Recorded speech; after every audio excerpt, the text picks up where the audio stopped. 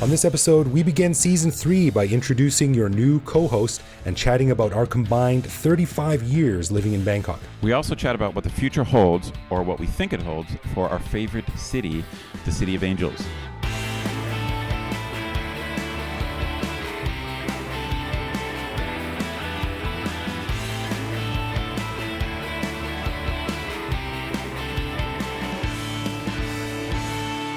Sawadee krap, and welcome to the first episode of Season 3 of the Bangkok Podcast. My name is Greg Jorgensen, a Canadian who came to Thailand in 2001 and never knew how awesome air conditioning was until I lived through a Bangkok summer. And I'm Ed Knuth, an American who came to Thailand on a one-year teaching contract almost 18 years ago. Bam, 18 years. That's a hell of a long time, dude. Yeah, I'm coming up on 18. Coming up on 18. So before we get into it, we want to say a big thank you to one of our patrons, Mr. Michael Heron, and he supports us at the show shout-out level, so stick around after we're done talking about the future, past and future of Bangkok to hear some juicy gossip about Michael. So those of you who listen to the show regularly know who I am, but I want to introduce the new co-host of the Bangkok Podcast. You just heard him speak a little bit, but he is my old friend, Ed, the Truth, Knuth. Welcome to the show full time, man. Thank you, Greg. I really appreciate that. And plus, like, busting out my old nickname, that's really something special. I haven't heard that one in a while, but I appreciate it. That's a funny nickname, Ed, the Truth, Knuth. That's great. It does rhyme. It does rhyme. So some of you might have heard me before. I did get a chance to guest host an earlier podcast, I think 2 or 3 episodes ago, on the Thai Smile. But for those of you who missed that episode, I am a longtime expat. I got here in 2000. I've worked a whole bunch of different teaching gigs, but I've been at a major university here in Bangkok for the last 8 years, and I've known Greg for probably 15 years. I mean, almost the whole time I was here. I think I met him. When did we meet, Greg? I think 1 or 2 years into being here, something like that. Yeah, I think it was probably 2003 or 4, maybe a little bit after that. And I can't remember the specifics, but you were living in your place on Sukhumvit Soi 1 at the time. Yeah, I was there for 5 years. So it must have been before 2005 then. So maybe 2004, maybe 2004. Yeah, something like that. Let's say then. But I can't remember the specific details. But yeah, we've been hanging out for a long time, and we're both long-termers, I guess. We've been in Bangkok together for 35 years, combined 35 years. Combined, that is scary. Yes. Yeah, that's a long time. So we thought we'd start off Season 3 by, we want to talk a little bit about what Bangkok was like back then when Ed and I first got here. And we want to maybe compare it to how it is now. And maybe by using that comparison, we want to talk a bit about what it will be like in the future. Yeah, it's one of those things where I feel that I just have to accept the fact that I've been here so long that it must have changed, because like until I think about it, I just feel like, oh, Bangkok is Bangkok. But then when I start to think about it, I realize, wait a minute, a lot of stuff really has changed since we've been here. Because I remember when I had been here 3 years, I thought I was here a long time. You know what I'm saying? And so there must be expats out there listening who they feel like old timers at like year 5, but we've been here way longer than that. Right, and there also might be people listening who have been here for 40 years going like, these guys are kids. They don't know what they're talking about, right? That's right. That is correct. These punk-ass kids. So when I was writing the notes about this show, I was trying to think of like what was really cool and unique for us way back then. This is 2000, 2001. And the first thing I thought about was beer lao. And how now you can get beer lao. You can literally buy beer lao at 7-Eleven, which is one of my favorite beers. It's a great beer, and I'm not even really a beer guy. But back then, I remember there's one bar in Bangkok you could get it at, and it was on Soi Rambutri down there, Khao San Road. And we would get in taxis and go across the city to drink some beer lao. That's interesting. I don't remember that specifically. I do remember having beer lao somewhere at some point. But you're right. I don't think I had it in the early days. It's like I discovered it later, maybe when it became more common. Right. Yeah. It was a long way to go to get that. And it's a lot of these early memories revolve around food too. Because I remember when the first Subway opened, and that location is still open now. It's the one on Siloam Road. Oh, it's on Siloam. Okay. Oh, wait. There was one before that, and then it shut down. This is before I got here or before I knew about it. I could be wrong. I thought the one on Sukhumvit Soi 7 was the first one, but I could be wrong about that. It might just be the first one. It might just be the first one I know about. Okay, well, maybe, but I do remember getting a text. This is way before Twitter and all that stuff. and it was like, hey, Subway has opened on Silom Road in the whatever shopping mall that is right by the BTS. And it was like, hey, did you hear about Subway? Subway's open. Subway, man. We can get Subway sandwiches now. Like, it was a big deal, right?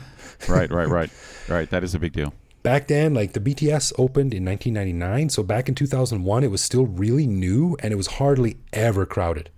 Yes. I do remember that. I mean, it's what, for me, the most, now that you kind of brought up the BTS, I really think that the mass transportation is one of the biggest differences, because the BTS has expanded a lot from where it was back then.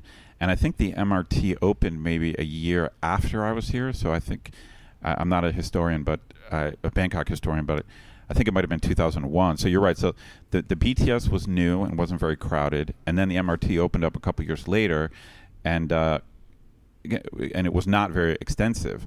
But now it's like it's really starting to covering a lot of territory. It's totally different now.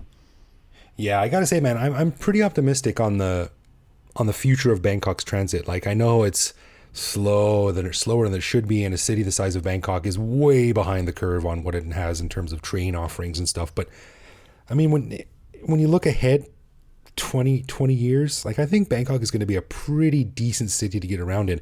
Not awesome, but much better than it is now. No doubt. I mean, the thing about mass transit is a lot depends on how new it is. And in Bangkok, it's new. It's like, New York has had a subway for 100 years, but now it's 100 years old, or parts of it are maybe even older. And so the advantage of having like a relatively new system is pretty cool. Yeah. And do you remember when the subway opened, people were collecting tokens, like the little black tokens that you got, and people would go and like buy 10 of them and keep in a bag and stuff.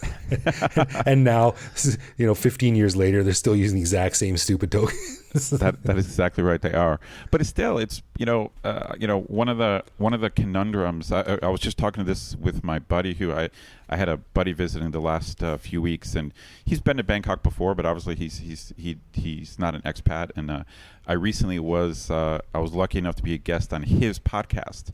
And he was asking me all kinds of questions about Thailand. And I do think one of the weird things about Thai culture is Thai people never look like they're going to get anything done. It's like there's something about, you know what I mean? It's something about their attitude and their approach. It's like they never look serious, and they kind of always look disorganized. And I think from a Western perspective, you just have this feeling like, oh my God, like everything's going to fall apart any second now. Like I've always had this feeling like everything seems so disorganized.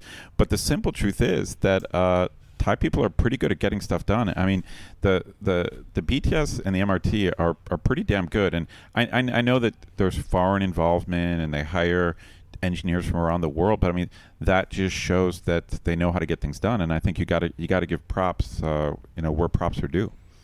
Yeah, when those opened, like they are as clean today as where they were when they're open. So, and when I went back to Canada and I rode the BTS in my home city, I think I mentioned it on the podcast before, or I rode the train in my home city of Calgary.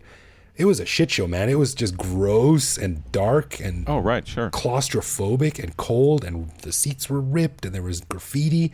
None of that here, man. Like, they do a good job with it. As much as I like to complain about it when it's a rainy season or overcrowded or something. Right. I was in the Philippines a couple years ago, and I really enjoyed it there, and I love Filipino people. But Manila has almost no mass transportation. I think they might be building something, or maybe they have a short subway. I'm not sure, but they're definitely way behind Bangkok. I really like way behind. I think like decades behind Bangkok. So we really don't have that much to complain about when it comes to mass transit. Yeah, but back in the day, man, like, it was never crowded. You went to Siam Station or Asok Station or something like that, and there was no lineups. That is definitely true. That was nice. And one thing that was very common back then, which I almost can't visualize anymore, was there was tons of old abandoned skeletons of buildings. Yes, all that is over true. the city. I'm glad you brought that up, because that was one of my first weird impressions of Bangkok when I got here in 2000. Just riding around the city, there seemed to be like a lot, like a dozen or more than a dozen of these like half-built buildings. And I mean, I guess I shouldn't say seemed like, because there definitely were buildings like that. And I knew something about the financial crisis, but I didn't realize that basically during the crisis they just stopped construction on buildings. They just stopped and like left the structure standing there. Right. This is the 1997 financial crisis, which destroyed the economies of much of Asia, or nearly destroyed them. And yeah, all these massive buildings that were like, many of them were almost finished. And they're just sort of like, they put down their tools one day and that was it. The companies went bankrupt. They couldn't pay their workers. The workers walked off the job. And so, yeah, it was a really ugly skyline back then. It looked like a bunch of jagged teeth sitting up.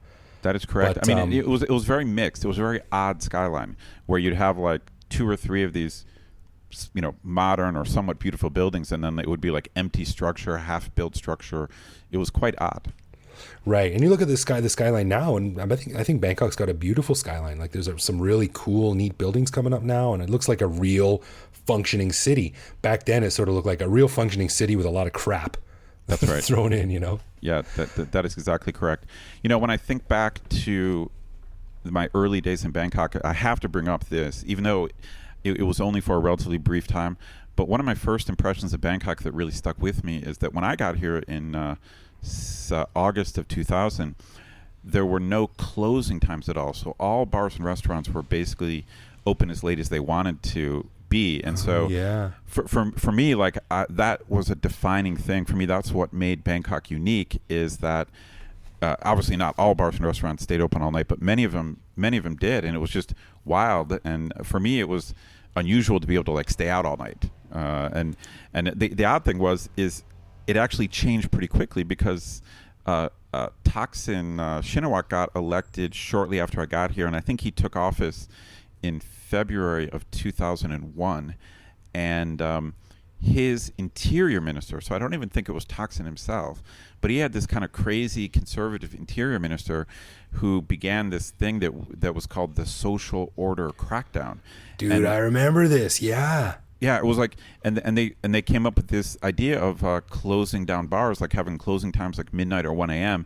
And it's funny because I'd only been here, 9 months at the time, but I remember my friends and I like laughing at the idea that the Thai government was going to be able to enforce closing times. Like it was just, to me, I already felt like I knew Thailand, even though I knew nothing.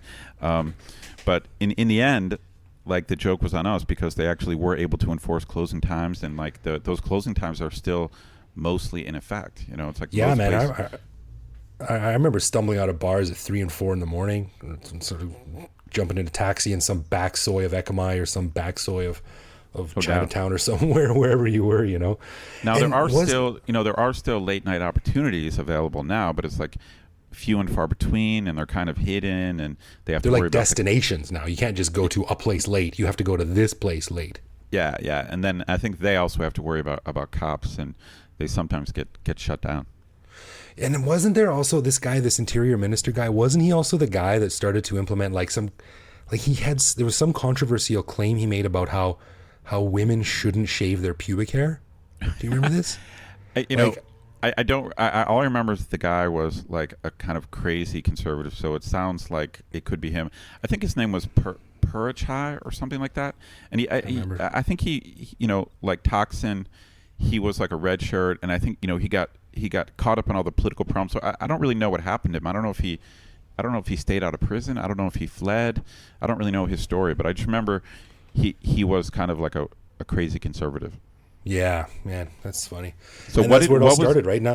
Do you remember what this rule was, or what the regulation was? And for some reason, I'm thinking that he said like girls who are dancing girls like shouldn't shave their pubic hair, or he said something that sort of blew up immediately about how quote unquote proper girls don't need to shave themselves or something like that. It was something like, oh my God, dude, what are you talking about? Yeah, it was that sounds about right. I at the time I was not a very big fan of Thaksin, but I thought his interior minister was worse, because if I remember correctly, like all of this stuff was coming from his interior minister. It wasn't coming from Thaksin himself. Man, it's like Trump and Mike Pence now. Mike Pence, the ultra conservative guy. Yeah, in a way, that is somewhat analogous. I don't really know why Purachai was like that or where it came from, but yeah. So my initial impression of Bangkok actually got changed pretty quickly, because by 2001 there were closing times. Yeah, Yeah, I think it took a while to be accepted or widely accepted, and here we are, 17 years later, they're still there, closing times. Yeah, no doubt, no doubt. Yeah. One other thing I remember too was I went to my buddy was moving. My buddy Andrew, he's one of the first people I ever met here, and he was moving out of the country. He was moving back home to America, and of course you go through the time-honored tradition of cannibalizing your friend's furniture in their apartment, stuff like, can I have that? Can I have that?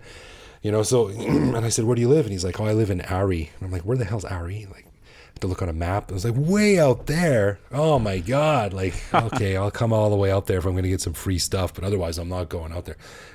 Flash forward 6 or 8 years later, and that's where I was living because I used to live there for 5 years. But that was Ari. And back then I lived in Tong Lo, which was really back then not a hip place to be. It was kind of in the sort of like, it was kind of the En Knuth, what En Knuth is now. That's right. That's exactly right. Tong Lo didn't start to get hip until maybe 2006, 2007, 2008. Like, it was not that hip back then. And I remember once going out to a bar on Tong Lo in probably 2003, and I really thought it was out in the boonies. I remember like, oh, where are we going? Like, where's this place? I thought it was far away. I mean, I lived on Lower Sukhumvit, and I stayed around Lower Sukhumvit. And I didn't, like Ari, I would not have I would never have heard of Ari. I would not have known where that was back then. Yeah, it was way out in the boonies. And it was mostly jungle out there. There was a couple of little buildings, like 10, 12 stories, maybe at maximum. And now it's just, oh my God, it's all buildings. Still one of my favorite neighborhoods in Bangkok. It all comes back to the mass transit. I mean, the BTS and MRT, they really make Bangkok a lot smaller. I mean, that's why, it's not like I'm always on it, but I mean, the fact is now, like, Thai people can come in from way out to work. I mean, it really is a good idea. I mean, I presume it's been really good for the economy, and it allows Thai people to not have to drive into the city. When you look at the plans for the MRT and the BTS, they're really reaching out far. I mean, like, far outside of Bangkok. Like the purple line goes all the way into the next province, goes into Nonthaburi, way up north. Yeah, I mean, it's pretty crazy. And if they keep doing that, I mean, Bangkok is already just immense, and I just see it getting bigger and bigger. Yeah, I made, actually, on my blog, I spent a lot of time making a Google Maps document of all of the proposed rail lines. And you always see this like stylized, very neat version of what all the rail lines will look like, but it's not to scale and it's not actually real. So what I did was I took a lot of time and I went through all of the individual lines of the websites of each line, and I made a Google map on the actual roads and the actual ways. I think I remember this. Is that still up? Do you still have that map up? Yeah, man. It's like my most popular post ever on my blog, and I still get email and comments on it. I'll post it in the show notes. Yeah, you should. But it's really neat to see. It's really neat to see. And I mean, the green line, the one that comes out of Siam Station now, Siam BTS, that's going to go out and go the one that comes from. So you could, in the future, you'll be able to ride from Mochit, which is Chatuchak, all the way down to almost Pattaya on the BTS. Yeah, that's crazy. I think the listeners would really appreciate that. So, listeners out there, make sure you check the show notes because you got to see this map. I mean, it's a map of all proposed BTS lines and all proposed MRT lines, and it's pretty crazy. Once they get this stuff done, Bangkok's gonna be 5 times bigger than it is now. It's hard to believe, but it's like the plans are pretty extensive. Yeah, fingers crossed that it'll actually happen. Well, speaking of the future, now we've talked about what it was like and what it's like now. What do you think? What do you think it's going to look like in like 20 years, 10 years, 20 years? What do you think the big changes are going to be? I don't know. I mean, we talked a little bit before. To me, what interests me the most is the riverfront, because for me, the riverfront is right now one of the more disappointing parts of Bangkok. I used to live in Chicago. I lived in Chicago for 5 years, and Chicago was on Lake Michigan. And the law in Chicago is that all the lakefront property is public property. So you can basically walk or jog along the lakefront for I don't know how long, maybe like 50 or 60 miles. I mean, it's pretty far. And I really think that Bangkok. Obviously there is some very cool stuff on the riverfront, but most of the riverfront property is.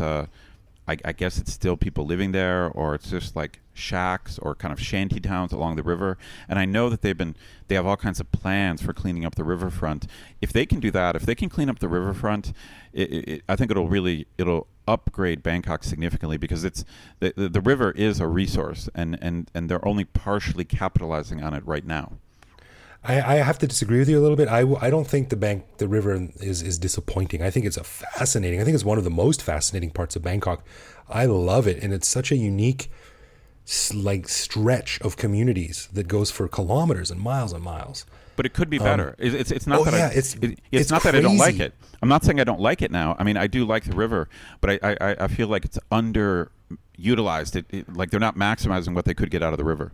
Yeah, that's the word I want. It's probably the most underutilized major city river system in the world. Like, it's crazy that this incredible waterfront property is just filled with shanty towns and shacks and abandoned warehouses and stuff. You got a couple of nice hotels once you get down to Sapantaksin in the central area of Bangkok, but my God, the potential of this river is incredible. It really is, and I think there's nothing there. Yeah, I think it's a tough problem. I mean, I'm not in favor of just railroading like a bunch of poor people out of their shanty towns. Right, but there are proper ways to move them, relocate them, compensate them. But I really think the city should be in charge of the riverfront. And there are areas where the riverfront is built up, and it's usually quite nice, like along Pra Atit, where the Pra Sumen Fort is. That's a very nice area.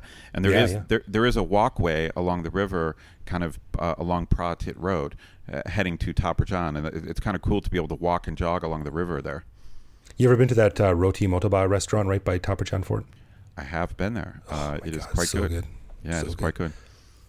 So there's now, of course, one of the big ideas is they're gonna reclaim all this land and make this kilometer long river walkway. I saw that. I don't know about this, man. Like, I'm always skeptical when these big infrastructure projects are planned, because a lot of times they either just get abandoned because of corruption or a new regime or whatever, or B, sort of they do a half-assed job. And I think a lot of things in Bangkok, this applies to the Suvarnabhumi airport, this applies to the BTS stations and all these big infrastructure projects. When, it takes them about 5 years to get to the point where they should have been when they opened. You know what I mean? I agree. I mean, I think I saw the plan for the river walkway, and I didn't really quite understand it. It's like they have a plan for a walkway that extends out over the river, so it's not like I think they're trying to I think they're trying to preserve a lot of those shanty towns and not move the people. And so what they're trying to do is they're going to like extend out into the river and have some kind of platform. So it's a little bit of an odd idea. Yeah, I don't know how it's going to go down, but I think we're on the same level here. Like, the river is just, you can't ignore this river for much longer. Like, it's when land prices are going up and you start to see places like things like Icon Siam and all these cool little funky restaurants being built along the river, like, eventually it's going to reach an unavoidable tipping point, and it's just going to be a boom, I think. Yeah. Along the What river. is the name of the place that we went to, the new place that was the old factory? Long 1919, is that what it's called? Long 1919, yeah. That old Chinese warehouse has been totally renovated and is now like a hipster dining / shopping / music venue. It's really nice. Yeah, but that's a good example of what the river could be. Yeah. And it's I'm not even. I did like that place, but I'm not even saying that place is that amazing. But it's just an example of what you could have. And there's just miles. I mean, sorry, I'm American, so I think in miles. But there's just there's kilometers of riverfront that could be walkways or shops and restaurants and decameters of shops. Yeah, no doubt. Yeah, and I also think that from the right vantage point, if you're up tall in a building, you can see the track of the BTS without actually even seeing the BTS. You can just see where all the new buildings are going up. Oh wow! And you can tell where the BTS goes all through there because those buildings are going up. But I gotta say, man, like, I'm a little bit skeptical too, because if you go out to where the green line ends right now, out to Bang Hwa, that's a really ugly area. And oh, really? Bang Hwa, and then like the red line meets there, and there's these massive, gargantuan BTS stations. But man, those areas, and I know they're not fully developed yet, but those areas, it's just a tangled knot of traffic and highways and train lines and small roads and dust, and it's noisy and it sucks, and I don't know why anyone would want to live there. So what effect will the SkyTrain have out there then? Well, it'll have a huge effect, but I just I want to see it done right. Like, it's got to come with parks and trees, and it's got to have traffic that makes sense. And one of these things that always bugs me about Bangkok is they put up these huge buildings on these tiny roads, and then they're like, oh, are you going to widen the roads? No, we'll just use the existing infrastructure. Oh, you mean the existing infrastructure that was built for 100,000 less people? Yeah, that'll work. Right. So it's like, I don't know. I mean, all these train lines coming in are good, but you can't ignore the small details. So anyway, you look out to some of the boonies areas where they're clearly planning for major growth, and it's just a lot of the places are just really, it's just like a sea of cement. Right. It's not cool. It sounds like a unplanned growth, Yeah, man. Well, that's Bangkok for you, right? Unplanned growth. Yeah, that's a good summary for Bangkok. But it's part of Bangkok's charm. It sure is. It sure is. And you know what else is part of Bangkok's charm? I'm using Evo's famous segue into the next segment. It's time for everyone's favorite segment of the show, which is Love, Loathe, or Leave, where one of us surprises the other guy with a detail of living in Bangkok, which we then discuss and decide if we love that detail, loathe that detail, or hate that detail so much that it makes us want to leave forever. And this week I thought I'd kick it off with something I've been thinking about. So do you take motorcycle taxis? I do. Yeah. Normally I love motorcycle taxis, the guys that wear the orange jackets, right? Right. And they pull up and they go wherever you want to go. They get past all the traffic. Now, let me tell you what confuses me and scares me a little bit is when just some random dude pulls up on a motorcycle and he's not wearing his orange jacket and he goes, "Get on." Oh, like, right. Yes. Are you a motorcycle taxi driver? Are you kidnapping me? What's happening? I know exactly what you're talking about. It's an odd, I can't figure out motorcycle taxi culture. Like, I think I kind of get it, and I know they tend to be very territorial. But, sometimes I have a guy with a jacket on, and I try to wave him down, and he won't pick me up because apparently he comes from another area. Right. And so then you're right. It's even odder when it looks like a normal guy is stopping to pick you up. And so I usually, it really depends on how desperate I am. I think all transportation choices in Bangkok just depend on how desperate you are. Normally, like I hate going off the meter on a taxi. Like I almost never go off the meter, but then sometimes you're just so desperate you just kind of have to offer them money. So right.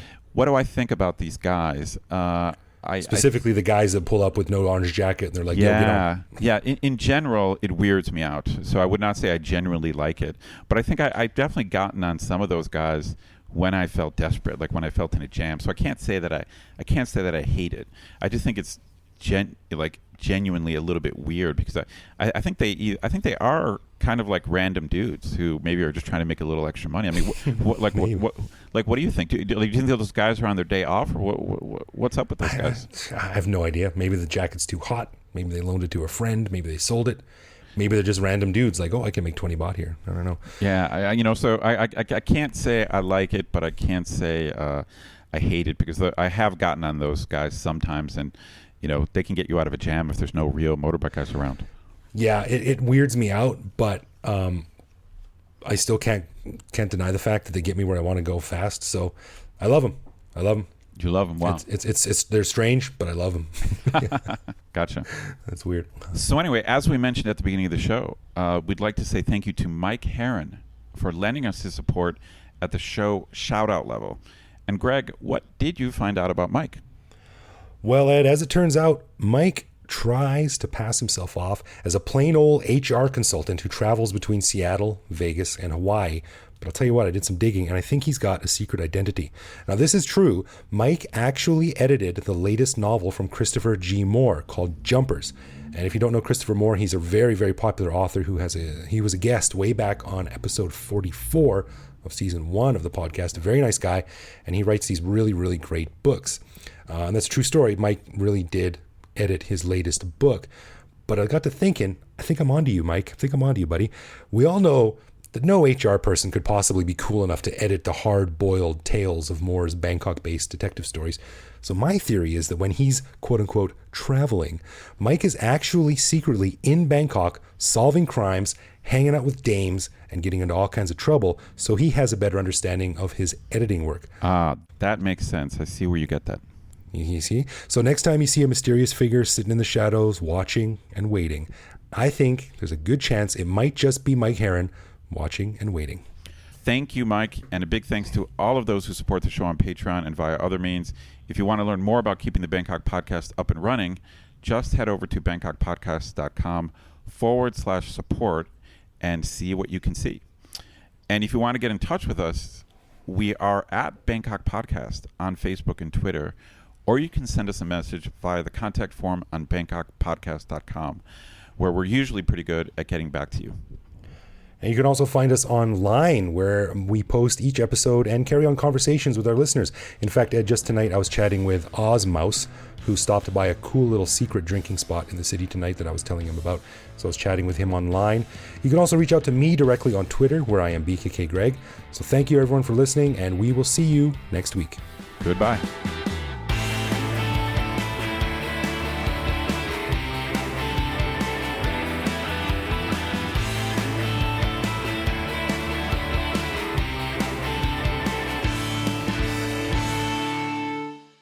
And chatting about our combined 40 years living in the it's not 30, 40, it's 35, whatever, 20. Let me change it.